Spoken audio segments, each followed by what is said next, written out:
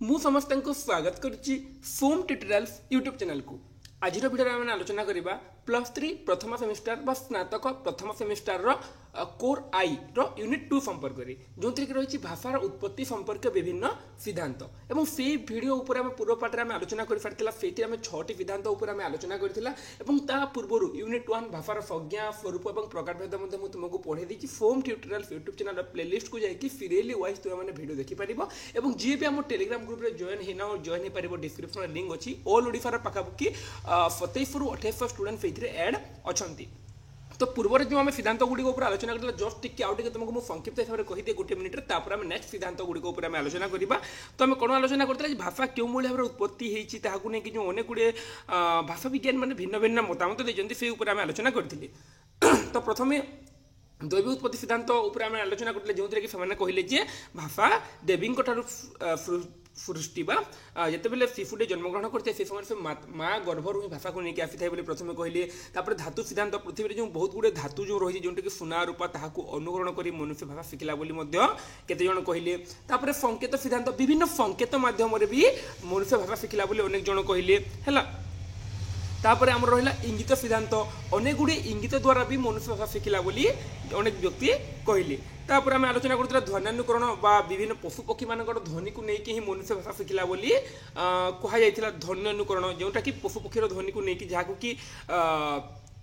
Marks मुलर कौन कहते ओ बा कुकुर भुकिबा सहित तुलना करते। तापर अनुरणन जो विभिन्न ध्वनि होता है ना जो नदीर बुदबुद कंकण से ही अनुरणन ध्वनि को अनुकरण कलिकी मनुष्य भाषा शिखला अनेक जन कहले। तो ये 6टी सिद्धांत आम आलोचना करते तुमको कही कहार किसी भी डाउट थो तो मतलब कमेंट कर पचारि पारे बोली किंतु ये भी कहार कमेंट आसनी। तो परवर्ती समय तुम किसी डाउट थो तो मैंने तुमको बुझे देवी। तो पूर्व भिडियो आम आलोचना करते 6टी सिद्धांत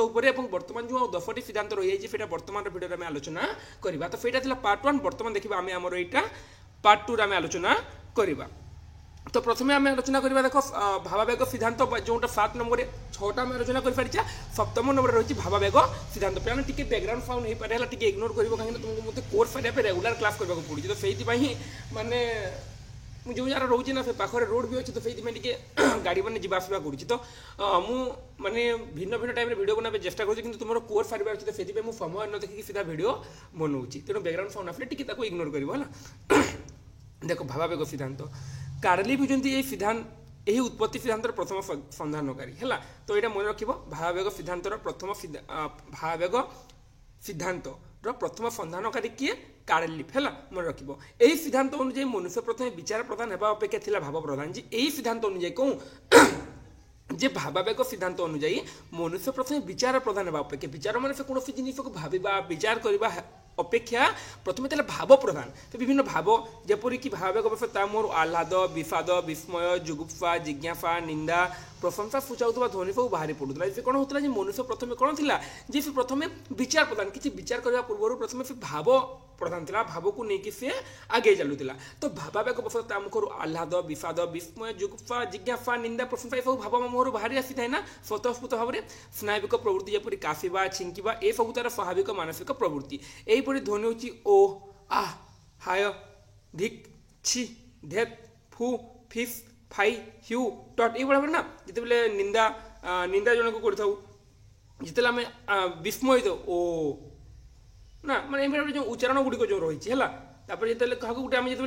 इग्नोर करवा धेत जो आमको से जिन पसंद आसेनि छि है ये भाव में अनेक गुड़े से जो भाव को लेकिन ही ये ध्वनि गुड़िक सृष्टि होती ध्वनि मान पर केतेक शब्दर सृष्टि हो फाई रु फाइन धिक रु धिकार कहले जे यही भावावेग सिद्धांत अनुଯାयी कौन जो मनुष्यर प्रथम जो भाव थिला आह्लाद विषाद विस्मय जुगुप्सा सेटा कौन जे ओ आ हाय धिक यही भाव में वर्णना कर। तो से ही शब्दर सृष्टि है से ही शब्दर भाषा सृष्टि है प्रथम किए कार्लिफ कही है। भाववेगर अभिव्यक्त यहीपरि जो केतोटी शब्द सृष्टि होती ताहार संख्या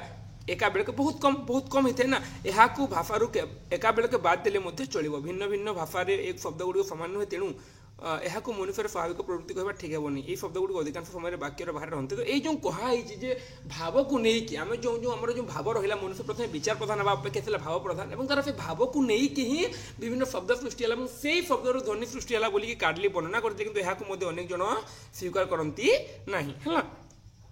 नेक्स्ट ओपन नोदन ध्वनि सिद्धांत यो हे हो थ्योरी यही मतदार जन्मदाता होती विशिष्ट भाषाविद नयर परीक्षा प्रश्न आसपे ओपनोदन सिद्धांत ओपनोदन सिद्धांत जन्मदाता किए विशिष्ट भाषाविद नयर तांको मतरे जेतेबेले कोनोसी कठिन परिश्रम करा जाए सेतेबेले फुसफुस श्वास जोर निर्गत हुए जहाँ द्वारा शरीर को किसी आराम मिले जे एटा समस्त जानिछ जेतेबेले गोटे कठिन परिश्रम करिया माने जेतेबेले दौड़िबा बा जे कोनोसी काम करिया जेतेबेले माटी ताड़िबा सेही समय कोन होइते जे फुसफुस श्वास जोर एमती हालिया हो जाता हूँ ना तो फुसफुस श्वास जोर निर्गत हुए जहाँ द्वारा शरीर को किसी आराम मिले चलचंचल निर्गत यही श्वास क्रियार प्रतिक्रिया जो स्वरतंत्री मानक कंपन जात हुए और यही कंपन फल स्वतः केतेक ध्वनि सृष्टि हुए उदाहरण स्वरूप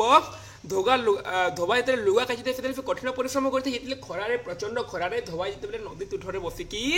लुगा काची थाए लुगा धोई थाए से समय से हिओ हिओ छिओ छिओ इत्यादि कही थाए स्वतः स्पुष्ट यही ध्वनि गुड़िक आदिम अवस्था से कार्यर द्योतक हो गले एहीपरि कौन ध्वनि इंग्राजी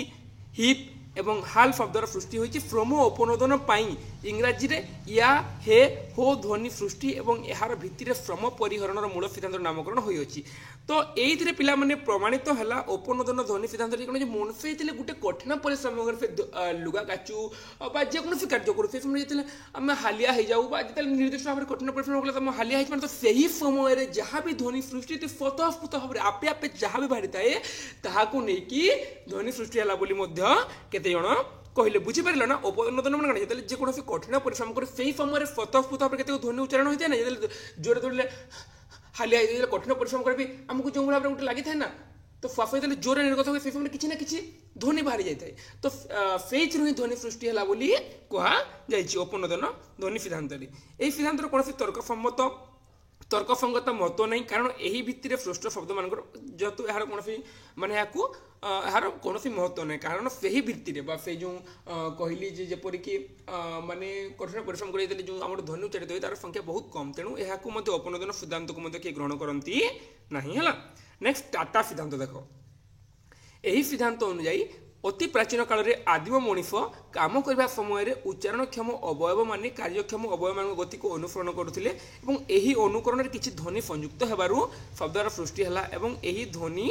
एवं शब्दर भाषार सृष्टि है तो देख पिला मैंने टाटा सिद्धांत कथा कहीदे आम बेले जो एग्जाम थी इंटरनेट अनेक पिला टाटा सिद्धांत रतन टाटा कथा लिखिदे रतन टाटा हूँ टाटा कंपनी प्रतिष्ठाता ये लंग क्वेश्चन मतलब प्रायतः पिला लिखी जाते कि तुम से भूल करनी है तो ये कौन देख देख यही सिद्धांत अनुसार अति प्राचीन काल आम सार आमको कही टाटा सिद्धांत बाबद एमती लिखाई कि कहूँ छुआटा फिर लिखी तार ना कही ना तो यही सिद्धांत अनुसार अति प्राचीन काल में आदिम मनीष काम करने समय देख से पुणी कहुई उपनोदन जो भाव में कहुई जे अति प्राचीन काल में आदिम मनीष से जो प्राचीन मनीष जो समय काम करुला काम करने समय उच्चारणक्षम अवयव मान कार्यक्षम अवयव मान गति को अनुकरण करुले जो समय उच्चारणक्षम अवयव मान जो गोटे मनीष गोटे काम करला से समय जो तार अवयव मान तार जो अंग प्रत्यंग गुड़िक रही है समय कौन उच्चारणक्षम अवयव मान से जो उच्चारित होता जहाँ भी मानते उपनोदन ध्वनि और टाटा सिद्धांत पाखापाखि सामान टाइप से उच्चारण क्षम अवयव मान कौन कार्यक्षम अवयव मान गति को अनुकरण करुला से ही अनुकरण किसी ध्वनि संयुक्त होबार शब्दर सृष्टि है बोली कहुई किंतु भाषार उत्पत्ति प्रश्न समाधान ए संभव नुहे यही अनुकरण सभ्य मनीष कि अद्यावधि मनुष्य बहु अंचल असभ्यतम मनीष निकट देखा जाए ना आम पूर्वपुरुष रूप परिकल्पित बानर मान प्रवृत्ति परिलक्षित होता कहुई तो ये सिद्धांत गुड़िक पे सब अमूलक जहाँ भी सिद्धांत रही कौन सिद्धांत मन हुए प्रकृत में ये भाषा सृष्टि होती प्रायतः सिद्धांत में जहाँ भी आलोचना सबू अमूलक हो जाऊँ तो टाटा सिद्धांत मैंने कौन जान उच्चारणक्षम अवयव मान कार्यक्षम अवयव मान गति को अनुकरण करुले से ही अनुकरण में किसी ध्वनि संयुक्त होबारु प्रथमे शब्द और तापर से भाषार सृष्टि है बोली कहुई। नेक्स्ट संगीत सिद्धांत आलोचना करवा यही सिद्धांत अनुजाई भाषार उत्पत्ति आदिम मनुष्यर संगीत होती मनुष्य भाषा जानी नथिला किंतु बे संगीत गाउथिला अरे केमिति जिनिफ गुडी कहिते देछि देखो डार्विन एवं स्पेनसर एही मत को केतेक परिमाण स्वीकार करजंती परीक्षा रे प्रश्न आसी पारे पिला माने संगीत सिद्धांत को किए स्वीकार करजंती तुम लिखिबो डार्विन आउ स्पेनसर एही संगीत सिद्धांत को स्वीकार करजंती हला जेफरसन यहाँ प्रतिपादित करने क्रीड़ावाद साहाय्य नहीं मतरे भाषार उत्पत्तिर उत्स हूँ क्रीड़ा परीक्षा प्रश्न आसपे भाषार उत्पत्तिर उत्स क्रीड़ा बोली किए कही जेफरसन उच्चारणक्षम अवयव मान अवलीला क्रमे क्रीड़ा कर संगीत परिणत है केमी उच्चारणक्षम अवयव मान जो रही है अवलीला क्रमे क्रीड़ा कर क्रीड़ार ही ध्वनि सृष्टि है बोली कही किए जेफरसन प्रेम दुख आदि अवसर समय मनुष्यर स्वरतंत्री कंपित हुए प्रथमे एथिरु सृष्ट हुए अक्षरहीन अक्षर पर विशेष परिस्थिति यह अर्थान्वित हुए और यही क्रम भाषार सृष्टि प्रेम दुख अवसर में मनुष्य जिते मनुष्यर दुख हो सुख समय से समय तार स्वरतंत्री कंपित होता है से किसी ना कि अक्षर सृष्टि होता है जमी खुशी हेले मन दुख गले सेमती थाए ना तो से ही कौन है से ही भाषार सृष्टि है बोली कहुई संगीत सिद्धांत केतक दृष्टि भ्रमात्मक हुए तो आदिम मनुष्य अति मात्रा भावुक संभवतः गुणुगुण होबार से आनंद पाउथिला कोई कोई फकफक होई से कांदुथिला तो कौन थिला जे आदिम मनुष्य थिला अति परिमाण भावुक से विशेष जिन भावुथिला संभवतः गुणुगुण होबार से आनंद पाउथिला कोई कोई फकफक होई कांदुथिला हाँ हाँ करी तार क्रोध प्रकाश करथिला किंतु एथिरु भाषा सृष्टि हेबो किपरि पुणी यह क्रीड़ा हेबो किपरि जेफरसन जेमिति कहले जे गोटे क्रीड़ा बोली क्रीड़ा केमिति हेबो सेमिति कथा आउ मनुष्य थिला पूर्व गुणुगुण होइकि से आनंद पाउथिला कोई कोई होई कांदुथिला किंतु सेहितिरु भाषा केमिति सृष्टि हेबो तेनु एई जो संगीत सिद्धांत को मध्य ग्रहण करा जानी एही अनुसार संगीत सिद्धांत बा सिंग सॉन्ग थ्योरी अनुसार भाषा विज्ञानी माने मत देले जे प्राकृत रे बा आदिम काल रे मनुष्य जो कोई कोई फक फक होई कांदुथिला हु हा कर तार क्रोध प्रकाश करथिला सेहितिरु ही भाषार सृष्टि होइछि बोली माने मत प्रकाश करिथिले तर नेक्स्ट देखो हमरो प्रेम सिद्धांत उपर आम आलोचना करवा अरे सिद्धांत गुड़िक पढ़े पे हस माड़े केमी भाषा को लेकिन जो तार उत्पत्तिर जो गोटे प्रश्न जो रही ना भाषा उत्पत्ति प्रश्न से प्रकृत में गोटे प्रश्न नुहे कहीं तार उत्तर एजाए ना भाषा प्रकृत में क्यों भाव में सृष्टि है बोली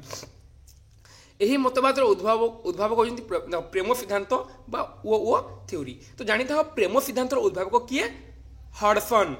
परीक्षा प्रश्न आसपे प्रेम सिद्धांत उद्भावक किए तुम लिख हडसन प्रेमावेग सहित भाषार संपर्क सिद्धांत कर शिष्य मैंने एपरी नामकरण करते मतवाद सहित संगीत मतवाद केतक सामंजस्य रही संगीत मतवाद अनुसार जो भाव में कहगला मनुष्य संगीत गाउला गुणुगुण होता से भाषार सृष्टि होती भाव में प्रेम सिद्धांत सहित संगीत सिद्धांत व संगीत मतवाद केतक सामंजस्य रही मनुष्यर सकल भावावेग माध्यम प्रेम हो श्रेष्ठ जहाँ संगीत सृष्टि करने मनुष्य को अधिक प्रेरणा देता है मनुष्यर जो सकल भावावेग रही है प्रेम हो श्रेष्ठ जहाँकि संगीत सृष्टि करने मनुष्य को अधिक प्रेरणा दे प्रेमिक प्रेमिका पाखरे ओ प्रेमिका प्रेमिक पाखरे निज हृदयर आवेग प्रकाश करने व्याकुल हो उठे जिते समस्त जानिଛ पिला माने प्रेम संपर्क प्रेमर कथा जो आम आलोचना करवा ताहले से समय कौन होता प्रेमिक माने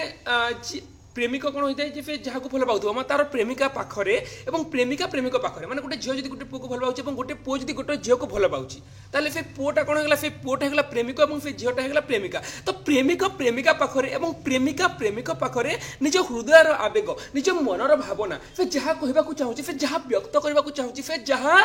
जनइबा चाहूँगी सेटा से प्रकाश करने व्याकुल हो उठे मैंने मुझे प्रकाश करी केतबेले कहबी मैंने से जिन को भावी से व्याकुल हो उठे फल तार अंतर्निहित केतक भाव स्वतः ध्वनि प्रकाशित हुए एक यही प्रणाली शब्दर सृष्टि होता है शब्द भाषार सृष्टि होता बोली कहुए तो केमी सिद्धांत गुड़िक रही देख पे प्रेमिक प्रेमिका को भल पाइब प्रेमिका प्रेमिक को भल पाइब कि केमी भाषार सृष्टि है केमी जिनिस गुड़ाक देख तो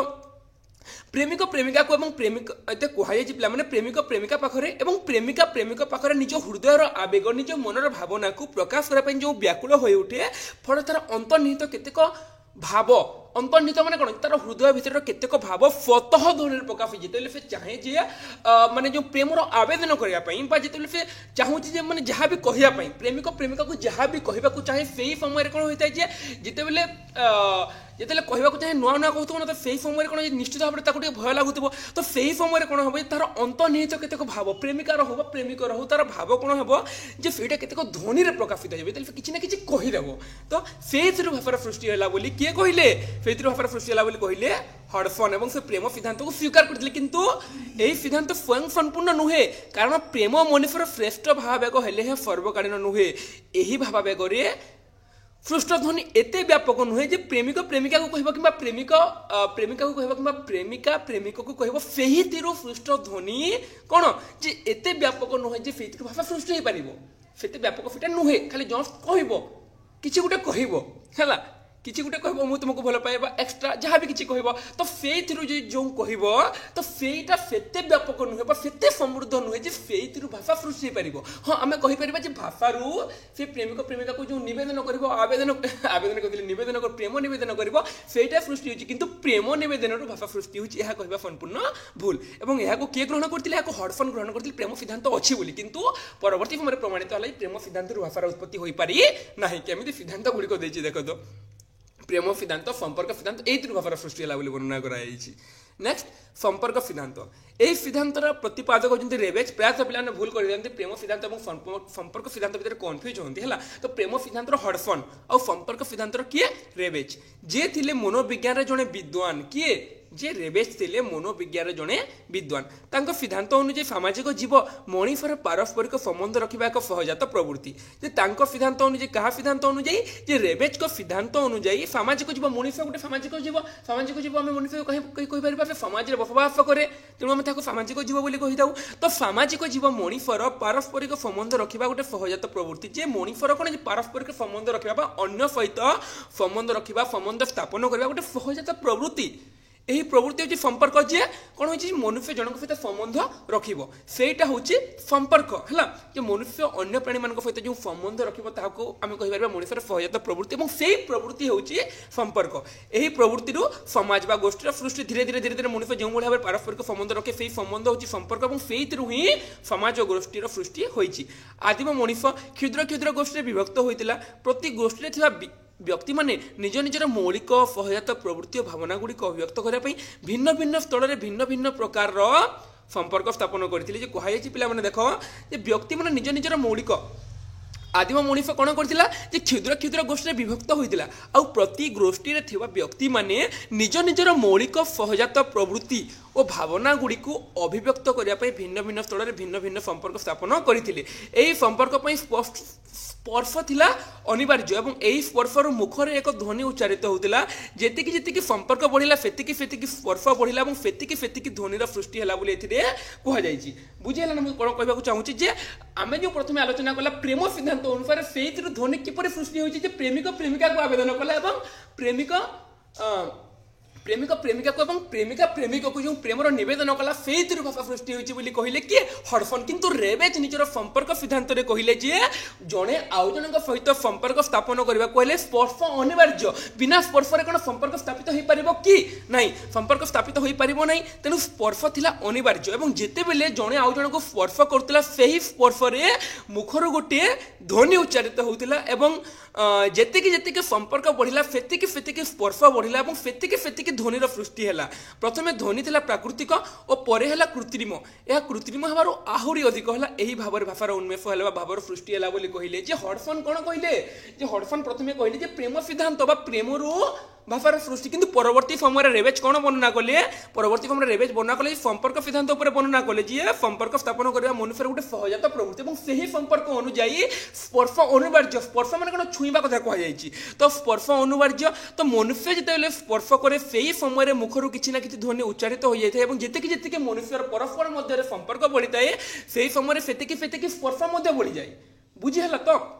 मैंने मुझे तुमको कहवाक चाहूँ जो भाव वर्णना कर किए रेबेज जे से क्यों भाई भाव संपर्क सिद्धांत भाषार सृष्टि होती प्रतिपादन करने चाहिए से प्रमाण करके देखा चाहते प्रकृत में कौन प्रकृत में संपर्क सिद्धांत भाषार सृष्टि होती से कहले प्राचीन काल में मनुष्य परस्पर सहित संपर्क स्थापन करवा परस्पर सहित भल पाइबा कथा जो कहुई से मनुष्यर अनिवार्य किंतु से संपर्क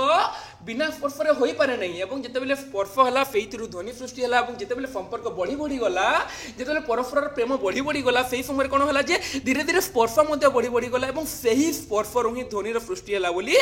कहले रेबेज बुझीला स्पर्श ध्वनिर सृष्टि बोली कहले रेबेज निश्चित भाव आशा करुँच पिला तुम यदि किसी भी डाउट रही है मतलब कमेंट करके कहीपर कहीं तुम यहाँ बुझा निहाती जरूरी ताहले तुम ठीक से लिखि पार संपर्क आरंभ में भाव स्तर में पर बौद्धिक स्तर और संपर्क बौद्धिक स्तर को आसवर भाषा समृद्ध है এই সিদ্ধান্ত সম্পর্ক কিপর কৃত্রিম বৌদ্ধিক ভাষার বিকাশ হওয়ার সে সম্পর্কে স্পষ্টতা নাই, কিন্তু প্রফেসর রেবেজ মনুষ্য শিশু পশু পক্ষী প্রভৃতির মনস্তত্ত্ব অধ্যয়ন করে যে সিদ্ধান্ত উপস্থাপিত কলে তাহা বহু পরিমাণে তর্ক সম্পন্ন মনে হল। তেমনি ভিন্ন ভিন্ন স্তরের ভাষা কিপর বিকাশ লাভ কলে তাহার সন্ধান নথিবার পরবর্তী কালের কাফিডি আদি বিদ্বান মানে এখন অনির্ণীত। দেখো পরীক্ষার প্রশ্ন আসিপারে যে সম্পর্ক সিদ্ধান্ত কি অনির্ণীত বলে ঘোষণা করছেন। তো কাফিডি দেখো পিলামানে এই প্রেম সিদ্ধান্ত, এই সম্পর্ক সিদ্ধান্ত, এই সিদ্ধান্ত গুড়ির ভাষা কেউ ভাবে উৎপত্তি হেবরে ভাষার সেইগুড়িক সৃষ্টি হয়েছে বলে আমি কহিপারিবা। প্রেম নিবাদন হোক বা সম্পর্ক স্থাপন সেইটা ভাষা দ্বারা সম্ভবপর হয়েছে বলে আমি কহিপারিবা, কিন্তু আমি এমিতি কহিপারিবানি যে প্রেম বা সম্পর্কর হি ভাষার সৃষ্টি হয়েছে বলে। তেণু তাহাকু মানে আমার যে কাফিডি তাহাকু অনির্ণীত বলে ঘোষণা কলে। নেক্সট সিদ্ধান্ত উপরে আমি আলোচনা করবা সমন্বিত সিদ্ধান্ত। আর 3-4টা অছি পিলামানে 10 মিনিট ভিতরে সরিଯିବ হলা। সমন্বিত সিদ্ধান্ত এই মতবাদর জন্মদাতা হচ্ছেন প্রসিদ্ধ ভাষা বিজ্ঞানী হেনরি ফুইড। মনে রাখিব কোন যেমিতি কহিলি তোমাকে যে প্রেম সিদ্ধান্তর হরফন, তারপরে সম্পর্ক সিদ্ধান্তর রেবেজ, সমন্বিত সিদ্ধান্তর হেনরি ফুইড। এটা মনে রাখিব কোন সিদ্ধান্তর কিয়ে হলা বা কোন সিদ্ধান্তর জন্মদাতা কিয়ে। যেকୌଣସି ନୂଆ ସିଦ୍ଧାନ୍ତ ଉପସ୍ଥାପିତ କରିବା ଅପେକ୍ଷା ସର୍ବ ସିଦ୍ଧାନ୍ତ ସଂକଳନକୁ ଉପଯୁକ୍ତ ବୋଲି ବିବେଚନା କଲେ। ଯେ ସମନ୍ୱିତ ସିଦ୍ଧାନ୍ତ ଅନୁଯାୟୀ ହେନରୀ ଫୁଇଡ୍ କ'ଣ କଲେ ଯେ କୌଣସି ନୂତନ ସିଦ୍ଧାନ୍ତ ଉପସ୍ଥାପନ କରିବା ଅପେକ୍ଷା ବା ପ୍ରେଜେଣ୍ଟ କରିବା ଅପେକ୍ଷା ବା ଆରମ୍ଭ କରିବା ଅପେକ୍ଷା ସର୍ବ ସିଦ୍ଧାନ୍ତ ସଂକଳନ ମାନେ ପୂର୍ବରୁ ଯେଉଁ ସିଦ୍ଧାନ୍ତ ଗୁଡ଼ିକ ନିର୍ଦ୍ଧାରିତ ହୋଇଛି ତାହାକୁ ଉପଯୁକ୍ତ ବୋଲି ବିବେଚନା କଲେ। ତାଙ୍କ ମତରେ ଭାଷା ପ୍ରାରମ୍ଭ ରୂପରେ ଭାବ ସଂକେତ ବା ଇଙ୍ଗିତ ଏବଂ ଧ୍ୱନି ସମବାୟ ଏହି ଦୁଇଟି ଉପରେ ଆଧାରିତ ଥିଲା। ଧ୍ୱନି ସମବାୟର ଆଧାର ଉପରେ ଶବ୍ଦମାନଙ୍କର ବିକାଶ ସାଧିତ ହେଲା ବୋଲି ସେ କହିଲେ। ଏହି ପଦ୍ଧତିରେ ସୃଷ୍ଟ ଶବ୍ଦକୁ ଫୁଇଟ୍ 3 ଭାଗରେ ବିଭକ୍ତ କଲେ। 3 ପ୍ରକାର ସିଦ୍ଧାନ୍ତକୁ ସ୍ୱୀକାର କଲେ। କ'ଣ କ'ଣ ଯେ ଅନୁକରଣମୂଳକ ଆମେ ଯେଉଁ କହିଥିଲା ଯେ ମ୍ୟାଉ କାକ କୁକ ସେଇଥିରୁ ଶବ୍ଦ ସୃଷ୍ଟି ହେଇଛି। ତାପରେ ଭାବାବେଗମୂଳକ ଓ ଆ ଧିକ୍ ହେଲା ଆମର ଯେଉଁ ଭାବ ଗୁଡ଼ିକ ରହିଛି ସେଇଟାକୁ ସ୍ୱୀକାର କଲେ। ଏବଂ ପ୍ରତୀକାତ୍ମକ ଯେଉଁଟାକି ଆମେ ପରବର୍ତ୍ତୀ ସମୟରେ ପଢ଼ିବା, ସେ ପ୍ରତୀକାତ୍ମକ ଏ 3ଟି ସିଦ୍ଧାନ୍ତକୁ ନେଇକି ସେ ଗୋଟେ ସିଦ୍ଧାନ୍ତ ବନେଇଲେ। କ'ଣ ବନେଇଲେ? ସମନ୍ୱିତ ସିଦ୍ଧାନ୍ତ। ସମନ୍ୱିତ ମାନେ କ'ଣ? ସମନ୍ୱୟରେ ଅନେକ ଗୁଡ଼ିଏ ସିଦ୍ଧାନ୍ତର ସମନ୍ୱୟରେ ସେ ବନେଇଲେ ସମନ୍ୱିତ ସିଦ୍ଧାନ୍ତ। ଏବଂ ତାର ଜନ୍ମଦାତା ହେଉଛନ୍ତି ହେନରୀ ଫୁଇଡ୍। ସେ କେଉଁ ପରୀକ୍ଷାରେ ପ୍ରଶ୍ନ ଆସିପାରେ ସମନ୍ୱିତ ସିଦ୍ଧାନ୍ତ ଅନୁଯାୟୀ କେଉଁ ସିଦ୍ଧାନ୍ତକୁ ହେନରୀ ଫୁଇଡ୍ ସ୍ୱୀକାର କରିଛନ୍ତି। ତୁମେ ଲେଖିବ ଅନୁକରଣମୂଳକ ଭାବାବେଗମୂଳକ ଏବଂ ପ୍ରତୀକାତ୍ମୂଳକ। ଯେ ସେ ସମନ୍ୱୟ କରିକି ଲେଖିଲେ ଯେ অনুকরণমূলক ভাবাবেগমূলক এবং প্রতীকাত্মকমূলক এই সিদ্ধান্তরু ভাষার সৃষ্টি হইতিব বলি সে অনুমান করি নিজের সমন্বিত সিদ্ধান্তের সে বর্ণনা কলে। তো আশা করছি পিলামানে বুঝিপারুথিব বলি। নেক্সট আমি আলোচনা করবি আমার প্রতীক সিদ্ধান্ত উপরে। হেনরি ফুইড সমন্বয় সিদ্ধান্তের 3 প্রকার শব্দর উল্লেখ করেছেন, যথা অনুকরণমূলক ভাবাবেগমূলক এবং প্রতীকাত্মক। আমি আলোচনা কলা না যে সে যে 3 প্রকার সিদ্ধান্তর উপস্থাপন করছেন কোণ অনুকরণমূলক ভাবাবেগমূলক এবং প্রতীকাত্মূলক। প্রথম দুইটিকে আধার করে 2টি উৎপত্তি সিদ্ধান্ত জন্মলাভ করেছি অনুকরণমূলক ও ভাবাবেগ সিদ্ধান্ত। শেষটিকে আধার করে ফুইড অন্যতম সিদ্ধান্ত। যে 3টি সিদ্ধান্তকে এটা ছাড় এটা তো জানিছ যে হেনরি ফুইড 3টি সিদ্ধান্তকে নিয়ে সমন্বিত সিদ্ধান্তর আলোচনা করেছেন। হল তো আমি অলরেডি 2টি আলোচনা পড়ি সারিছি অনুকরণমূলক ভাবাবেগমূলক, বর্তমানে প্রতীকাত্মক বা প্রতীক উপরে আলোচনা করুছি। তাঙ্ক মতরে বিভিন্ন সম্বন্ধরু জাত শব্দ এক নির্দিষ্ট অর্থর প্রতীক হয়েছি। তেণু নির্দিষ্ট অর্থরে বিভিন্ন সম্পৃক্ত ভাষা মানকরে যে শব্দর ব্যবহার হয়েছে সেমানকর ধ্বনিগত সাদৃশ্য রয়েছে। সে কহিলে যে কোণ যে তাঙ্ক মতরে বিভিন্ন সম্বন্ধ মানে আমার রিলেসন কইপারিবা। আমি সম্বন্ধ যেপরি পিতা মাতার সম্বন্ধ কইপারিবা বা পিতা পুত্রর বা মাতা পুত্রর সম্বন্ধ আমি কইপারিবা। তো বিভিন্ন সম্বন্ধর জাত শব্দ সে সম্বন্ধর যে শব্দ জাত হইଥାଏ সেইটা এক নির্দিষ্ট অর্থর প্রতীক হয়েছে। তেণু নির্দিষ্ট অর্থরে বিভিন্ন সম্পৃক্তি ভাষা মানকর যে শব্দর ব্যবহার হয়েছে সেইটির ধ্বনিগত সাদৃশ্য রয়েছে। যেপরিকি দেখো সংস্কৃতরে মাতর হল, সংস্কৃতরে মাতর আমি ওড়িয়ারে মাতা বলি মধ্যে কইথাও, ইংরাজীরে মদর, জর্মানিরে মোটর, লাটিনে মেটর বলে আমি কইপারিবা। বুঝিপার তো এইভাবে ভাবে ভিন্ন ভিন্ন রয়েছে। দেখো কোণ কইছি তাঙ্ক মতরে বিভিন্ন সম্বন্ধজাত শব্দ এক নির্দিষ্ট অর্থর প্রতীক হয়েছে। তেণু নির্দিষ্ট অর্থরে বিভিন্ন সম্পৃক্ত ভাষা মানকর যে শব্দর ব্যবহার হয়েছে সেগুলিক মধ্যে ধ্বনিগত রয়েছে। তো সেমানে কহিলে কোণ যে রিলেসন ভাষার সৃষ্টি হয়েছে হল, রিলেসন বা সম্বন্ধর ভাষার সৃষ্টি হয়েছে এবং সেই সময় সেটা ভিন্ন ভিন্ন ভাষার তেণু ভিন্ন ভিন্ন রয়েছে বলে সে কহিলে। যেপরি সংস্কৃতের মাতা কহিপারিবা, ইংরাজীরে মদর, জর্মানিরে মোটর, লাটিনে মেটর সমান সমান সেটা বি সম্বন্ধর জাত হয়েছে, কিন্তু সবু জায়গায় ভিন্ন ভিন্ন রয়েছে বলে কহিলে। সেମାନଙ୍କ মধ্যে ধ্বনিগত সাদৃশ্য রয়েছে বলে কিয়ে কহিলে? ধ্বনিগত সাদৃশ্য রয়েছে বলে কহিলে প্রতীক সিদ্ধান্ত। প্রতীক সিদ্ধান্তর কিয়ে যে সে তাঙ্ক না দেইনি হল। প্রতীক সিদ্ধান্ত অনুযায়ী সেটা নির্ধারিত হয়েছিল। গ্রিকরে মেটর, তারপরে ইংরাজীরে পিতা যেটা সেটা পিতা যেটা সংস্কৃতের পিতা, ইংরাজীরে ফাদর বলি, জর্মানিরে বি এটর ফেটর লেটর পেটর কোণ কোণ হচ্ছে, গ্রিকরে পেট্রি হল, সংস্কৃতরে ভ্রাতা যেটা ইংরাজীরে ব্রদর, জর্মানিরে ব্রুডর, লাটিনে ব্রাদর, গ্রিকরে ବ୍ରାଦର ଏମିତି ଭାବରେ ରହିଛି। ତ ବୁଝିପାରିଲ ନା କ'ଣ କହୁଛି ମୁଁ ଯେ ପ୍ରତୀକ ସିଦ୍ଧାନ୍ତ ଅନୁଯାୟୀ ପ୍ରତୀକ ମାନେ ବିଭିନ୍ନ ସମ୍ବନ୍ଧରୁ ସୃଷ୍ଟ ଯେଉଁ ପ୍ରତୀକ ସେଇଟା ଭିନ୍ନ ଭିନ୍ନ ଭାଷାରେ ଭିନ୍ନ ଭିନ୍ନ ଧ୍ୱନିର ସୃଷ୍ଟି ହୋଇଛି ବୋଲି ବର୍ଣ୍ଣନା କରାଗଲା। ନେକ୍ସଟ ପ୍ରତିବିମ୍ବ ସିଦ୍ଧାନ୍ତ। ଏହାର ଅନ୍ୟ ନାମ ପ୍ରତିମା ସିଦ୍ଧାନ୍ତ। ପରୀକ୍ଷାରେ ପ୍ରଶ୍ନ ଆସିପାରେ ପ୍ରତିମା ସିଦ୍ଧାନ୍ତ କାହାର ନାମ? ତ ପ୍ରତିବିମ୍ବ ସିଦ୍ଧାନ୍ତ ବା ଯାହାକୁ ଆମେ ଇମେଜ ଥ୍ୟୋରୀ ବୋଲି କହିଥାଉ। ଭର୍ତ୍ତୃହରି ଏହି ସିଦ୍ଧାନ୍ତର ସଂସ୍ଥାପକ। ମନେ ରଖ ପିଲାମାନେ ଯେ ପ୍ରତିବିମ୍ବ ସିଦ୍ଧାନ୍ତର ସଂସ୍ଥାପକ କିଏ? ଭର୍ତ୍ତୃହରି। ଆଧୁନିକ ମନସ୍ତତ୍ତ୍ୱବିଦ ସ୍ଲେଗେଲ ଏହାର ବିସ୍ତୃତ ବ୍ୟାଖ୍ୟା କରିଛନ୍ତି। ପ୍ରତିବିମ୍ବ ସିଦ୍ଧାନ୍ତର ବିସ୍ତୃତ ବ୍ୟାଖ୍ୟା କରିଛନ୍ତି କିଏ? ସ୍ଲେଗେଲ। ତାଙ୍କ ମତରେ ଏପରି କୌଣସି କଳାତ୍ମକ କାର୍ଯ୍ୟ ନାହିଁ ଯାହା କେବଳ ରେଖା ଲେଖା ବା ରଙ୍ଗ ଦ୍ୱାରା ସମ୍ଭବ ହୋଇଯିବ। ଯେ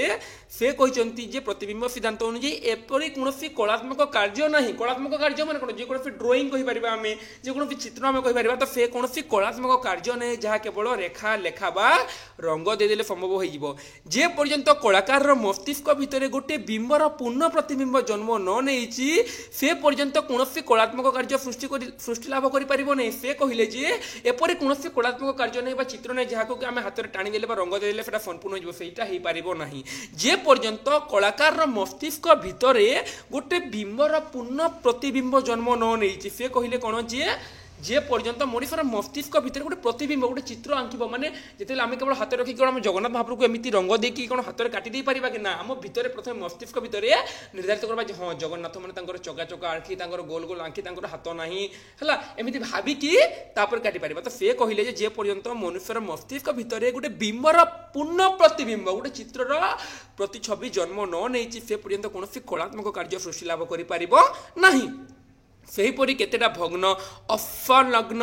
ଅସ୍ପଷ୍ଟ ଧ୍ୱନିକୁ ସଂଯୋଗ କରିଦେଲେ ଭାଷା ସୃଷ୍ଟି ହୋଇପାରିବ ନାହିଁ। ଯେ ପର୍ଯ୍ୟନ୍ତ ଭାବର ମୂଳ ସ୍ୱରୂପ ପୂର୍ଣ୍ଣ ପ୍ରତିବିମ୍ବ ମନୁଷ୍ୟର ମସ୍ତିଷ୍କରେ ଚିତ୍ରିତ ନ ହୋଇଛି କଳାକାର ତାର ମସ୍ତିଷ୍କ ଭିତରେ ଉଦ୍ଭୂତ ପ୍ରତିବିମ୍ବକୁ ରେଖାରେ ଲେଖାରେ ରଙ୍ଗରେ ଯେପରି ରୂପ ଦେବା ପାଇଁ ବ୍ୟାକୁଳ ହୁଏ ଭାବରେ ଆବିଷ୍ଟ ମଣିଷ ମନ ଭିତରେ ଉଦ୍ଭୁତ ଭାବ ପ୍ରତିବିମ୍ବକୁ ଧ୍ୱନିରେ ପ୍ରକାଶ କରିବା ପାଇଁ ସେଭଳି ବ୍ୟାକୁଳ ହୁଏ। ଯେ ସେ କହିଲେ କ'ଣ ଯେ କେବଳ ପ୍ରତିବିମ୍ବ ସିଦ୍ଧାନ୍ତ ଅନୁଯାୟୀ ସେ ବର୍ଣ୍ଣନା କଲେ ଯେ କେବଳ ରେଖା ଲେଖା ଟାଣିଦେଲେ ଆମେ ଗୋଟେ ଚିତ୍ର କାଟି ପାରିବା ନାହିଁ। ସେଥିପାଇଁ ଆମ ମନରେ ପୂର୍ଣ୍ଣ ପ୍ରତିବିମ୍ବ ସୃଷ୍ଟି ହେବା ଦରକାର। ଆମ ମନରେ ଆମେ ଚିନ୍ତା କରିବା ଦରକାର ଯେ ଆମେ କ'ଣ କାଟୁଛେ କେଉଁ ପ୍ରତିଛବିକୁ ଆମେ ରୂପ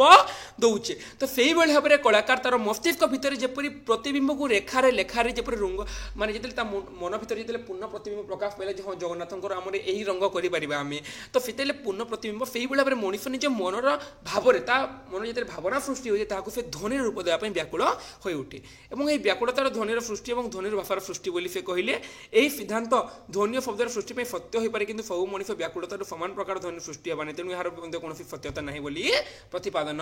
କରାଯାଇଛି। ବୁଝି ହେଲା? ତ ଏଇଠିରେ ଦେଖ ପ୍ରତିବିମ୍ବ ସିଦ୍ଧାନ୍ତ ପିଲାମାନେ ଦେଖ ଟିକେ ମାଇଣ୍ଡଲି ଶୁଣ। ପ୍ରତିବିମ୍ବ ସିଦ୍ଧାନ୍ତରେ କ'ଣ ବର୍ଣ୍ଣନା କରିବାକୁ ଚାହିଁଛନ୍ତି ସେ ଯେଉଁ ଭର୍ତ୍ତୃହରି ବର୍ଣ୍ଣନା କରିବାକୁ ଚାହିଁଛନ୍ତି ଯେଉଁଭଳି ଭାବରେ ଆମେ ବିନା ପ୍ରତିବିମ୍ବରେ ଗୋଟେ ଚିତ୍ର କାଟି ପାରିବାନି ସେଇଭଳି ଭାବରେ ଆମେ ବିନା ଭାବ ପ୍ରକାଶରେ ଧ୍ୱନି ସୃଷ୍ଟି ହୋଇପାରିବନି। ଯେମିତି ଭାବରେ ଜଣେ କଳାକାର ତା ମୁଣ୍ଡରେ ଗୋଟେ ପୂର୍ଣ୍ଣ ପ୍ରତିବିମ୍ବକୁ ଚିତ୍ରିତ କରିସାରିଲା ପରେ ତାହାକୁ ଯେତେବେଳେ ସେ ରଙ୍ଗ ଦେବାକୁ ଚେଷ୍ଟା କରିଥାଏ ସେହିଭଳି ଭାବରେ ସେ କ'ଣ ହୋଇଥାଏ ସେତେବେଳେ ଆମେ ମଧ୍ୟ ଯେତେବେଳେ ଭାଷା କହୁଛେ ସେହି ସମୟରେ ଆମ ଭିତରେ କିଛି ଭାବ ପ୍ରକାଶ କରିବା ଆମେ ଯେତେବେଳେ ବ୍ୟାକୁଳ ବା ସେହି ସମୟରେ ସେଇଥିରୁ ହିଁ ଧ୍ୱନିର ସୃଷ୍ଟି ହେଲା ବୋଲି ଭର୍ତ୍ତୃହରି କହିଲେ ହେଲା। ନେକ୍ସଟ ସିଦ୍ଧାନ୍ତ ରହିଛି ବା ଆମର ଯାହା ଲାଷ୍ଟ ସିଦ୍ଧାନ୍ତ ରହିଛି ସେଇଟା ହେଉଛି ବିବର୍ତ୍ତନ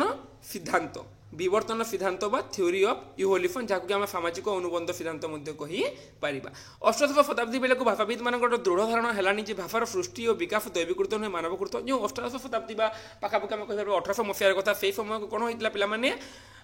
ଯେ ପାଖାପାଖି ଦେଖ ଅଷ୍ଟାଦଶ ଶତାବ୍ଦୀ ହେଲେ ପ୍ରାୟତଃ ପିଲାମାନେ କନଫ୍ୟୁଜ୍ ହେଇଛନ୍ତି। ଅଷ୍ଟାଦଶ ଶତାବ୍ଦୀ ମାନେ তুমি 1800 1900 ଭାବିବନି। ଅଷ୍ଟାଦଶ ଶତାବ୍ଦୀ ମାନେ 1700 1800 ହେଲା এই ଶତାବ୍ଦୀକୁ ନେଇକି ପ୍ରାୟତଃ ପିଲା କନଫ୍ୟୁଜ୍ ରହନ୍ତି କିନ୍ତୁ ତୁମେ ଯେହେତୁ ଓଡ଼ିଆ ବିଭାଗର ପିଲାମାନେ ତୁମେ ସେତେ କନଫ୍ୟୁଜ୍ ହେବନି। ଅଷ୍ଟାଦଶ ଶତାବ୍ଦୀ ମାନେ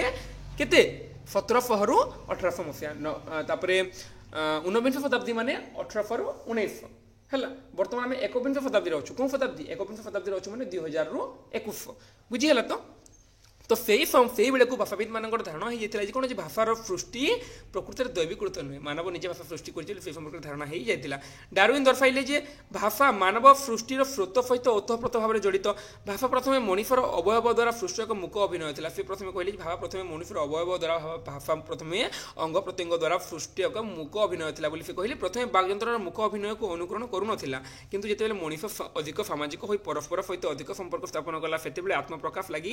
ବ୍ୟାକୁଳ ହୋଇ ଉଠିଲା। ଏ ପୂର୍ବରୁ କ'ଣ ହେଉଥିଲା ପିଲାମାନେ ଯେ ଏଥିରେ ବର୍ଣ୍ଣନା କରାଯାଇଛି ଦେଖ ଟିକେ ମାର୍କ ଦେଖ ଧ୍ୟାନରେ ଶୁଣ ଯେ ପ୍ରଥମେ ବାକ୍ଯନ୍ତ୍ରର ମୁକ ଅଭିନୟକୁ ଅନୁକରଣ କରୁନଥିଲା। ପ୍ରଥମେ କ'ଣ ଯେ ସେ ବାକ୍ଯନ୍ତ୍ରର ଯେଉଁ ମୁକ ଅଭିନୟ ଯେଉଁ ଥିଲା ନା ସେ ମୂକ ଅଭିନୟକୁ ସେ ଅନୁକରଣ କରୁନଥିଲା କିନ୍ତୁ ଯେତେବେଳେ ମଣିଷ ଅଧିକ ସାମାଜିକ ହୋଇ ପରସ୍ପର ଯେତେବେଳେ ସମାଜ ଭାଷା ସାମାଜିକ ଆମେ ପୂର୍ବରୁ ଆଲୋଚନା କରିସାରିଛେ ତ ଯେଉଁ ସମୟରେ ସମାଜ ପ୍ରତିଷ୍ଠିତ ହେଲା ମଣିଷ ସାମାଜିକ ହୋଇ କ'ଣ କଲା ଯେ ପରସ୍ପର ସହିତ ଅଧିକ ସମ୍ପର୍କ ସ୍ଥାପନ କଲା ସେତେବେଳେ ସେ ଆତ୍ମପ୍ରକାଶ କରିବା ପାଇଁ କିଛି କହିବା ପାଇଁ ସେ ବ୍ୟାକୁଳ ହେଲା କାହିଁକିନା ସେହି ସମୟରେ ଇଙ୍ଗିତ ଅଙ୍ଗଭଙ୍ଗୀ ସଂକେତ ମାଧ୍ୟମରେ ନିଜ ମନର ଭାବକୁ ପ୍ରକାଶ କରିବା ପାଇଁ ସେ ସମ୍ପୂର୍ଣ୍ଣ ଅସମର୍ଥ ହେଲା ତାର ମନର ଗୋପନ କଥାକୁ ସମ୍ପୂର୍ଣ୍ଣ ପ୍ରକାଶ କରିବାକୁ ଅଭିନୟ ଯଥେଷ୍ଟ ଅନୁକୂଳ ମନେ ହେଲାନି ତାର ମନର ଗୋପନ କଥାକୁ ସେ ସମ୍ପୂର୍ଣ୍ଣ ଭାବରେ ପ୍ରକାଶ କରିବା ପାଇଁ ମାନେ ଅଭିନୟ ମାଧ୍ୟମରେ ସମ୍ଭବ ହେଲା ନାହିଁ ନିର୍ଦ୍ଦିଷ୍ଟ ମନୋଭାବ ପାଇଁ ନିର୍ଦ୍ଦିଷ୍ଟ ସଂକେତ ଅବୟବ ଅଭିନୀତ ହେବା ସମ୍ଭବ ହେଲା ନାହିଁ ସେ ସମୟରେ ଅଭିନୟ ଦ୍ୱାରା ସଂକେତ ଦ୍ୱାରା ଇଙ୍ଗିତ ଦ୍ୱାରା ତା ମନର ଭାବକୁ ସମ୍ପୂର୍ଣ୍ଣ ଭାବରେ ବ୍ୟକ୍ତ କରିପାରିଲା ନାହିଁ ଡାରୱିନ୍ କହନ୍ତି ଏପରି ଏକ ବ୍ୟାକୁଳ ମୁହୂର୍ତ୍ତରେ ସେମାନେ ଏକ ବୃହତ୍ ସଭାର ଆୟୋଜନ କରିଥିବେ ଯେଉଁ ସମୟରେ ମନୁଷ୍ୟ ନିଜର ଅଭିନୟ ମାନେ ନିଜର ଅଭିନୟ ଦ୍ୱାରା ଇଙ୍ଗିତ ଦ୍ୱାରା ବା ଆମେ ଯେପରି କହିପାରିବା ଯେ ସଂକେତ ଦ୍ୱାରା ସେଥିରେ ନିଜର ମନର ଭାବନାକୁ ସମ୍ପୂର୍ଣ୍ଣ ରୂପରେ ପ୍ରକାଶ କରିପାରିଲା ନାହିଁ ସମାଜରେ ଅନେକ ପ୍ରାଣୀଙ୍କ ସହିତ ମିଶିଲା ସମାଜ ସୃଷ୍ଟି ହେଲା ସେହି ସମୟରେ ତାର ଭାବ ପ୍ରକାଶ କରିବା ପାଇଁ ତାର ନିଶ୍ଚିତ ଭାବରେ ସେ ଅସୁବିଧାର ସମ୍ମୁଖୀନ ହେଲା ତେଣୁ ଡାରୱିନ୍ କହିଛନ୍ତି ଯେ ସେମାନେ ଗୋଟେ ସଭାର ଆୟୋଜନ କରିଥିବେ ସେହି ସଭାରେ ପରସ୍ପର ମନୋଭାବ ବୁଝିବା ପାଇଁ କେତେକ ନିର୍ଦ୍ଦିଷ୍ଟ ଧ୍ୱନି ସଂକେତ ସେମାନେ ନିର୍ବାଚନ କରିଥିବେ ସେହି ସମୟରେ ସେମାନେ କ'ଣ ଯେ କେତେକ ଧ୍ୱନି ସଂକେତ ନିଜ ପରସ୍ପରର ମନୋଭାବ ବୁଝିବା ପାଇଁ କେତେକ ନିର୍ଦ୍ଦିଷ୍ଟ ଧ୍ୱନି ସଂକେତ ସେମାନେ ବ୍ୟବହାର କରିଥିବେ ଏବଂ ସେହି ସାମାଜିକ ପରିବେଶରେ ସେହି ସମାଜ ଦ୍ୱାରା ସେହି ଧ୍ୱନି ସଂକେତ ଭାବ ପ୍ରକାଶ ଏବଂ ବିନିମୟର ସର୍ବସାଧାରଣ ଧ୍ୱନି ସଂକେତ ରୂପେ ସ୍ୱୀକୃତି ଲାଭ କରିଥିବ ସେହି ସମୟରେ ସମସ୍ତେ ଏକତ୍ରିତ ହୋଇଥିବେ ଗୋଟେ ବୃହତ୍ ସଭାର ଆୟୋଜନ କରିଥିବେ ଏବଂ ସେହି ସମୟରେ ସେମାନେ କେତେକ ନିଜ ମନର ଭାବନାକୁ ବ୍ୟକ୍ତ କରିବା ପାଇଁ ସମସ୍ତେ ଯେପରି ବୁଝିପାରିବେ ସେହିଭଳି ଭାବରେ ସେମାନେ କେତେକ ଧ୍ୱନି ସଂକେତ ନିର୍ବାଚନ କରିଥିବେ ହେଲା less than 20% of battery remaining on আর 20% চার্জ হেলানি ছাড় তো সেই সময়ের পরিবেশে সেই সমাজ দ্বারা সেই ধ্বনি সংকেত ভাব প্রকাশ বিনিময়ের সর্বসাধারণ ধ্বনি সংকেত রূপে স্বীকৃতি লাভ করতে সেই সময় সেমানে কেতক নির্দিষ্ট ধ্বনিকে যে সেমানে নিজ ভাব বিনিময়ের মাধ্যম রূপে ব্যবহার করতে সেই ধ্বনি পরবর্তী সময় কোন সমস্ত ব্যবহার করতে এবং সেইটা স্বীকৃতি লাভ করিথিব এই ধ্বনি সংকেত যেতিকি যেতিকি বড়িথিব সেতিকি সেতিকি অধিক শব্দর ধীরে ধীরে ধীরে ধীরে সেই যে ধ্বনি সংকেত ধীরে ধীরে ধীরে ধীরে বড়ি বড়ি চালিথিব সেই সময় কোন যে সেতিকি সেতিকি শব্দর সৃষ্টি হইথিব প্রথমে এই ধ্বনি এবং শব্দ বিশৃঙ্খল হয়ে রহিথিব কালক্রমে সেই বিশৃঙ্খল ধ্বনিগুড়ি ভাব বিনিময় অনুকূল করে এক ক্রমে সজাই বা সজাইবা পাই সেমানে পুଣି একত্র হইথিবে তো ধীরে ধীরে ধীরে ধীরে এভাবে কেতক সংকেত ব্যবহার কলে এবং পরবর্তী সময় সেমানে পুଣି সভা সমিতি করে পুଣି একত্রিত হইকি সেমানে কোন তাকে নির্দিষ্ট ধ্বনিগুড়ি সেমানে সজাইথিবে সাধারণ বুঝামଣା পাই সেমানে এক নিয়ম ক্রমে সজাই থিবা ধ্বনি ও শব্দ বাক্যের পরিণত হইথিবে এবং বাক্য সৃষ্টি হলা পরে সেমানে পুଣି একত্র হইথিবে সেমানে ধীরে ধীরে পুଣି একত্র হইথিবে কিছু ভাষা ব্যবহার করলে কিছু দিন গলা পরে পুଣି একত্র হইথিবে কোন কোন জায়গায় ভুল থিবে সেটা সংশোধন করবে এবং সেইভাবে পরে ধীরে ধীরে ধীরে ধীরে শব্দ সৃষ্টি হলা শব্দর বাক্য সৃষ্টি হলা বলি কুহযায় যে বিচারধারার অনুক্রম শৃঙ্খলা সংযম পাই ସେହି ବାକ୍ୟଗୁଡ଼ିକୁ ନିର୍ଦ୍ଦିଷ୍ଟ ଶୃଙ୍ଖଳାରେ ସଜାଇଥିବେ ଏହି କ୍ରମରେ ସଜ୍ଜିତ ବାକ୍ୟ ସମୂହର ମନର ଭାବ ସ୍ପଷ୍ଟ ରୂପରେ ବ୍ୟକ୍ତ ହୋଇଥିବ ଏହିଭଳି ଭାବରେ ଭାଷାର ବିବର୍ତ୍ତନ ହୋଇଅଛି ବୋଲି ସେ କହିଲେ ରୁଫୋ ହେଉଛନ୍ତି ଏହି ସିଦ୍ଧାନ୍ତର ପ୍ରତିପାଦକ ଏଇ ଯେଉଁ ବିବର୍ତ୍ତନବାଦର ପ୍ରତିପାଦକ କିଏ ରୁଫୋ ହେଲା କିନ୍ତୁ ଆରେ ୱିଲସନ୍ ଏ ମତର ବିରୋଧ କରନ୍ତି ହେଲା তো বিবর্তনবাদর সিদ্ধান্তর প্রতিপাদক রুফো কিন্তু আর এ উইলসন তার মতরে বিরোধ করে তাঁর মতরে সে আদিম মনিষ মানে সেই সর্বসাধারণ নির্দিষ্ট ধ্বনি সংকেত কাহা সাহায্যে নির্বাচন কলে তাঁর প্রশ্নর মূল তত্ত্ব হল আগে ধ্বনি সংকেত সৃষ্টি না আগে ভাষার সৃষ্টি প্রথমে মঞ্জির সৃষ্টি কি গছর সৃষ্টি এ প্রশ্ন যেপরি সৃষ্টির এক অসমাহিত রহস্য সেইভাবে ভাবে আগে ধ্বনি সংকেতের সৃষ্টি না ভাষার সৃষ্টি তাহা এক চির অনুরোধ সমস্যা তথাপি বিবর্তন সিদ্ধান্ত ভাষার সৃষ্টি সম্পর্কে আবিষ্কৃত সিদ্ধান্ত মান মধ্যে অধিক সুচিন্তিত সিদ্ধান্ত যে ভাষার উৎপত্তি সিদ্ধান্ত সম্পর্কে যাহা যাহা বি সিদ্ধান্ত হয়েছে সেই হিসাবে বিবর্তন সিদ্ধান্ত কাহিঁকি বিবর্তন সিদ্ধান্তের কুহগলা যে প্রথমে যেমি মনুষ্য কোণ কুহগলা এটি আউথরে তোমাকে মু কহিদেବାକୁ চাহে পিলামানে দেখ বুঝি রাখ যে বিবর্তন সিদ্ধান্তের বর্ণনা করাগলা কোণ কোণ বর্ণনা করাগলা যে বিবর্তন সিদ্ধান্তের বর্ণনা করাগলা যেভাবে ভাবে বিবর্তন সিদ্ধান্ত অনুসারে বর্ণনা করা গলা যেভাবে ভাবে ধীরে ধীরে কোণ হয়েছিল ধীরে ধীরে মনুষ্য মানে বিভিন্ন সংকেত ইঙ্গিত এবং অভিনয় মাধ্যমে নিজের মনের ভাবকে ব্যক্ত করলে সেমানে নির্দিষ্ট স্থাନରେ একত্রিত হইবে নির্দিষ্ট স্থানে কেতেগুড়ি ধ্বনি সংকেত প্রণয়ন করথিবে পরবর্তী সময় কোণ হইতিব পরবর্তী সময় সেই ধ্বনিকে নেকি মানে চলিথিবে পুଣି কেতে দিন গলা পুଣି আসিথিবে পুଣି নির্দিষ্ট কোন জায়গায় ভুললা সেটাকে সজাড়িকি ধীরে ধীরে ধীরে ধীরে সেইভাবে দিনকর কথা নয় এটা বর্ষ হাজার হাজার বর্ষ ধরে এইভাবে পরম্পরা চালি আসিথিব এবং শেষের ভাষার সৃষ্টি হলা বলি কি রুফো এই বিবর্তন সিদ্ধান্তকে সমর্থন করিଥିଲେ কিন্তু এই সিদ্ধান্ত মধ্যে অমূলক মনে হয় কাহিঁকি আমি যেপরি প্রথমে মঞ্জির সৃষ্টি না গছর সৃষ্টি সেই প্রশ্নের উত্তর যেপরি আমার পাখে না সেইভাবে ভাবে ভাষা কেউভাবে ভাবে সৃষ্টি হয়েছে সেই প্রশ্নের উত্তর মধ্যে আমার পাখে না তো বর্তমান আমরা সব সিদ্ধান্ত সরিগলা পিলামানে ভাষার উৎপত্তি সম্পর্কে সিদ্ধান্ত যাহা যাহা বি লা সব আমি আলোচনা করে সারিদেলা হল বর্তমান সরিগলা এই পার্টরে আমি যাহা যাহা আলোচনা করতে আউ টিকে তোমাকে কহিদেছি কোণ কোণ টিকে বুঝিযোগ লাস্টে আউথরে বি মু কহিদেছি তোমাকে হল তো দেখ ভাবাবেগ সিদ্ধান্ত মনুষ্য সেমানে কহিলে যে ভাবরু যে ভাবগুড়িক বিষাদ বিস্ময় যুগফা যে ভাবগুড়িক লা সেই ভাগর যে ধ্বনিগুড়িক উচ্চারিত হচ্ছিল তা ও আ হায় অধিক ছি সেই ভাবরু ধ্বনি সৃষ্টি হলা বলি কহিলি হল কিଏ কার্লিপ তারপরে উপনদন ধ্বনি সিদ্ধান্ত উপনদন ধ্বনি সিদ্ধান্ত অনুযায়ী মনুষ্য এতে কঠিন পরিশ্রম করে তা মুখর কেতক ধ্বনি বাহারে এবং সেই ধ্বনি ভাষা সৃষ্টি হলা বলি কহিলে কিଏ নয়ের হল তারপরে টাটা সিদ্ধান্তর কহিলে যে উচ্চারণক্ষম অবয়ব মানে কার্যক্ষম অবয়ব মানকর গতিকে যে অনুকরণ করছিল এবং সেই সময় যে সেটি কিছু ধ্বনি সংযুক্ত হলা সেটি ভাষার সৃষ্টি হলা বলি কুহগলা नेक्स्ट संगीत सिद्धांत अनुଯାयी जिते मनुष्य प्राचीन काल में संगीत गाउला जिते गुणुगुणु होकर से आनंद पाला जो समय से कोई कोई फक फक कांदुला से ध्वनि से प्राचीन काल से भाषार सृष्टि है बोली कहले प्रेम सिद्धांत अनुଯାयी कौन प्रेमिका प्रेमिक को आवेदन प्रेमिका प्रेमिक को प्रेमिक प्रेमिक को जो आवेदन करूला से मुहर जो पुस्तक किसी ध्वनि उच्चारित होता है भाषा सृष्टि है बोली कहले संपर्क सिद्धांत अनुଯାयी मनुष्य परस्पर सहित संबंध स्थापन करने इच्छुक था संबंध स्थापन कर समय स्पर्श था अनिवार्य छुईवा था अनिवार्य है कहीं बिना स्पर्श संपर्क स्थापन हो पारे तेणु जो स्पर्श था से समय से भाषार सृष्टि है स्पर्श जो उच्चारित ध्वनि गुड़िक होता है कौन भाषार सृष्टि है बोली कहे धीरे धीरे जमी भाव में संपर्क बढ़ी बढ़ीगला से भाव में स्पर्श बढ़ी बढ़ीगला और से भाव में ध्वनि बढ़ी बढ़ीगला बोली कहले है समन्वित सिद्धांत से कौन समन्वित सिद्धांत जन्मता जो हेनरी फिट्ज कौन निर्दिष्ट सिद्धांत ग्रहण करना अनुकरणमूलक भावावेगमूलक और प्रतिकात्मूलक तीनोटी को मिसेकी समन्वित सिद्धांत से कलेक्टिव थ्योरी है प्रतीक सिद्धांत अनुଯାयी जो भाव में भिन्न भिन्न भाव में भिन्न भिन्न ध्वनि गुड़िक जपरिक आम संस्कृत इंग्राजी में ओडिया भिन्न भिन्न कही था से भाव में ये कहुई कौन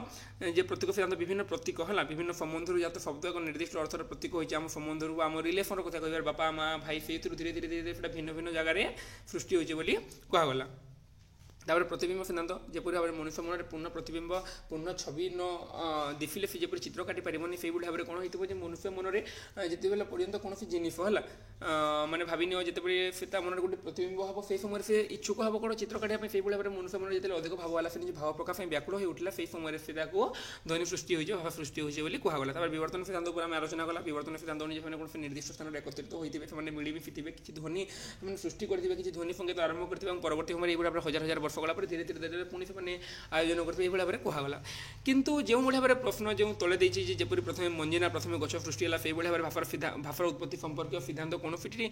माने सार्थक रूप प्रतिपादन कर भाषार उत्पत्ति संपर्क प्रश्नटा अवांतर मन हुए बुझीगला तो कहीं तार कौन निर्दिष्ट उत्तर ना भाषा प्रकृति में कौन भाव में सृष्टि है से कौन निर्दिष्ट जगह स्थिर कर भाषा प्रकृति सृष्टि है कौन भाई भाव में बुझीगला तो तेणु यही प्रश्न अवांतर मन हुए कि जो भाषार आम सिलेबस रही भाषार उत्पत्ति संपर्क सिद्धांत भाषार उत्पत्ति किभली से आमको एकुरेट न जानी भाषार उत्पत्ति संपर्क जो 16टी सिद्धांत रही है सिद्धांत पर आमको जानवर था आम अलरेडी दुईटा पार्टे पार्ट 1 और ये पार्ट 2 पार्ट 1 6टी सिद्धांत और पार्ट 2 10टी सिद्धांत आम 16टी सिद्धांत अलरेडी आम आलोचना कला प्रति सिद्धांत पर आम आलोचना कला सब सिद्धांत कौन कौन बुझीगला है मुझे घोषा जरूरी नुआ पिला बुझा जरूरी से तुमको बारंबार मुझे बुझेदी कौन सिद्धांत कौन रही एटलिस्ट तुम बुझ जे कौन सिद्धांत कौन रही जी बुझीगल ना तुम आराम से लिखिपार बर्तमान तुमको जो गोटे पचार प्रेम सिद्धांत कहीदेव आराम से तुम बुझे प्रेम सिद्धांत कौन कहीपर तुमको जो संगीत सिद्धांत पचारिदेला तुम कहीपर तुमको जो जन पचार धन्यानुकरण पशुपक्षी शिखला से तुम कहीपर देवी सिद्धांत देवी उत्पत्ति कहुई तुम आराम से बुझीज ना तुमको जेकोसी क्वेश्चन आस तुमको मैंने विलंब लगे तुम फटाफट तार आंसर दे पार से तुमको प्रथम बुझाऊँ तुम ठीक से बुझ बोली जो बुझीपार ताहले तुम आराम से कर तो यह सहित आम सेकेंड यूनिट सरीगला पूर्व प्रथम यूनिट में 3टी पार्टे में आलोचना करते भाषार संज्ञा स्वरूप और प्रकारभेद यूनिट 2 2टा पार्टे में सरीगला भाषार उत्पत्ति संपर्क सिद्धांत जो सिलेबस रही प्रथम पार्ट और द्वितीय पार्ट तो आम कोर आई रो नुआ सिलेबस जो एनईपी 2020 जो लागू होती से सिलेबस अनुसार अलरेडी आम 2टी यूनिट सरीगला मैंने 50% कोर्स तुम सरीगला बुझीगला बर्तमान तुमको बुझार अच्छे बर्तमान तुमको पढ़ार अच्छे तुमको जहाँ पढ़ी से भर ही क्वेश्चन आसो गोटे क्वेश्चन बाहर आसबनी बुझीगला तो आम नेक्स्ट आलोचना करवा नेक्स्ट वीडियो पार्ट कही यूनिट 3 उपर आम आलोचना करवा जो रही पृथ्वीर भाषा परिवार उपर आम आलोचना करवा नेक्स्ट वीडियो किछिटा कहीदे पृथ्वी भाषा परिवार जो रही आम 7टी भाषा परिवार इंडो यूरोपीय आफ्रो एशिया चीना तिब्बतीय फिनोग्रीय अल्टाइक द्राविड ऑस्ट्रिया से भाषा परिवार गुड़िक जो रही से भाषा परिवार उपर आम आलोचना करवा क्यों भाव में ओडिया भाषा सृष्टि होती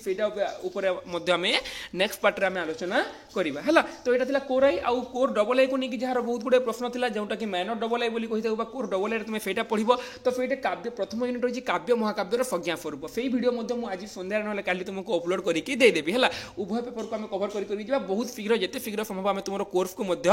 सारीदेवा तो आशा कर निश्चित भाव में भिडियो भल लगी तुम सांग मान सहित जो मैंने प्लस 3 फास्ट ईयर पढ़ुं बर्तमान नुआ नुआ एडमिशन कर निश्चित भाव में भिडियो सेंड कर दियो कहीं ठीक से सब जिन जानीपारे तो पुणी देखा आम आगामी भिडियो पिला तुमको बारंबार अनुरोध कर तुम जहाँ भी डाउट रही तुम कमेंट माध्यम पचार जब तुम मतलब न पचार तो मुझे जानवी केमी तुम कौटा बुझीपार बोली है तुम डाउट क्लीयर होगा जरूरी कहीं तुमको नोट जेकोसी जगह मिल जाए कि बुझा सब जगह संभवपर नुहे है तो तेणु तुम जेकोसी जगह तुम बुझी ना गोटे पॉइंट गोटे सिद्धांत गोटे लाइन भी जो तुम बुझी न पाला मतलब सांगे सांगे पचारि सार यहाँ मोर बुझे आउ थे बुझातु तो मुझे नेक्स्ट पार्ट पुणी थे तुमको बुझाई देवी एवं ମୋତେ ଯଦି ପର୍ସନାଲ ମେସେଜ କରିବାକୁ ଚାହୁଁଛ ତାହେଲେ ଡିସ୍କ୍ରିପ୍ସନ୍ ଆପଣ ଇନଷ୍ଟାଗ୍ରାମ ଲିଙ୍କ୍ ଦେଇଦେଇଛି ମୋତେ ପର୍ସନାଲ ମେସେଜ କରିପାରିବ ଏବଂ ଯିଏ ବି ଟେଲିଗ୍ରାମ ଗ୍ରୁପ୍ରେ ଜଏନ୍ ହେଇନା ସେ ଟେଲିଗ୍ରାମ ଗ୍ରୁପ୍ରେ ଜଏନ୍ ହେଇଯାଅ ହେଲା ଅଲ୍ ଓଡ଼ିଶାର ବହୁତ ଗୁଡ଼ିଏ ଛୁଆ ଅଛନ୍ତି ତୁମେ ଆମ ଡିସ୍କ୍ରିପ୍ସନ୍ରେ ମଧ୍ୟ ସାମିଲ ହେଇପାରିବ ତୁମର ସିନିୟର ଜୁନିୟର ସମସ୍ତେ ସେଇଥିରେ ଆଭେଲେବୁଲ୍ ଅଛନ୍ତି ତ ଆଉ ଭିଡ଼ିଓକୁ ଲଙ୍ଗ୍ କରିବାନି ପିଲାମାନେ ଭିଡ଼ିଓଟିକୁ ଏତିକି ରଖିବା ଭିଡ଼ିଓଟିକୁ ଶେଷ ପର୍ଯ୍ୟନ୍ତ ଦେଖିଥିବାରୁ ସମସ୍ତଙ୍କୁ ହୃଦୟରୁ ଧନ୍ୟବାଦ ପୁଣି ଦେଖା ହେବା ଆମେ ଆଗାମୀ ଭିଡ଼ିଓରେ ଜୟ ଜଗନ୍ନାଥ ଜୟ ମା ସମଲେଇ।